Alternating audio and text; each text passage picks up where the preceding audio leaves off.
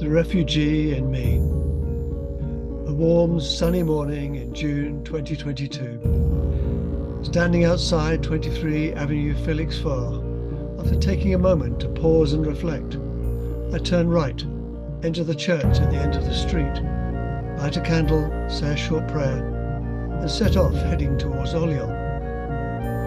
These days, old railway lines are transformed into green cycleways, and I hardly notice that I have left Paris. After 40 hot miles, an ice cream in Étampes is just enough boost for the steep climb and 30 more miles to Pithiviers. The land here is flat, very flat. Unbroken fields as far as the eye can see and beyond. Classic French tree-lined roads are rare here, and the occasional shuttered village offers little chance for water. Skylark's song encourages me on, though underlining how my pace has slowed, a bumblebee cruises past me. Finally, a warm welcome, a shower, cold beer, and bed. The next day leaves only 30 miles left to do, mostly spent dodging downpours. On the outskirts of Orléans, I pass a white bicycle, poignant memorial to a fallen cyclist.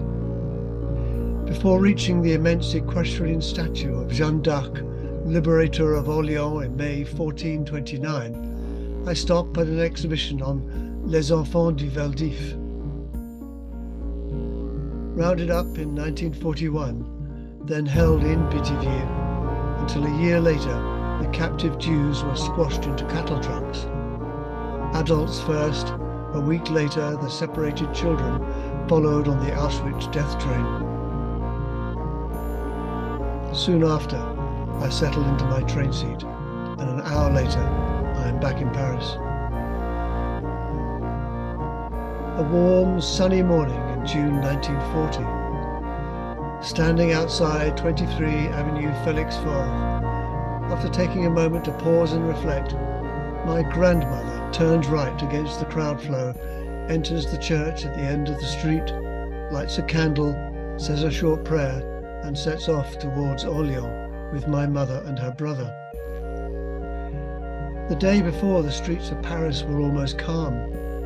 But today, the 10th of June, everything has changed.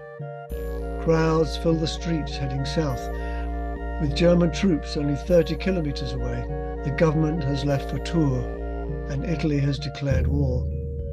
After Dunkirk, the last evacuated troops were leaving Cherbourg. With a small bag each, the trio set off for Orléans. Over 100 miles away, everyone hopes crossing the Loire will save them.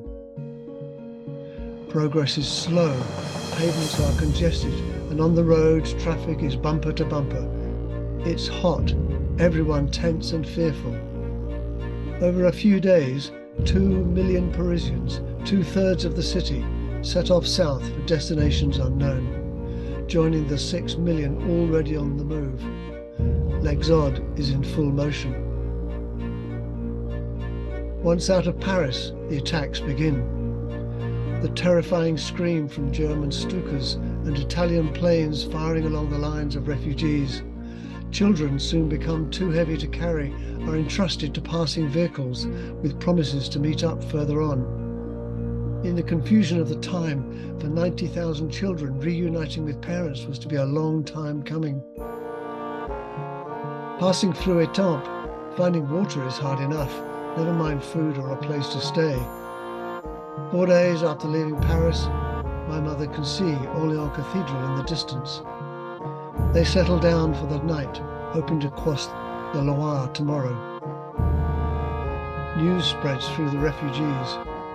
Paris is occupied. As night falls, bombers fill the skies. Wave after wave drop bombs on Orléans until 3 days later the city is flattened. German troops bring the refugees' march to a halt. The long walk back to the abandoned home and an uncertain future of fear under occupation begins. A warm, sunny morning in June. You might be in Ukraine, or Moldova, or Estonia, somewhere that the past has returned. You might be somewhere the future has arrived, with a flood or a drought or a fire. There is a loud knocking at your door. You must leave now. Flee with what you can carry, maybe never to return to this place you've called home. So many things you can't take with you. Your sense of belonging, your social standing, your friends, your ancestors in the cemetery. What will you stuff into your bag? Some food for the journey? Cash, jewelry, clothes for the summer or the winter to come?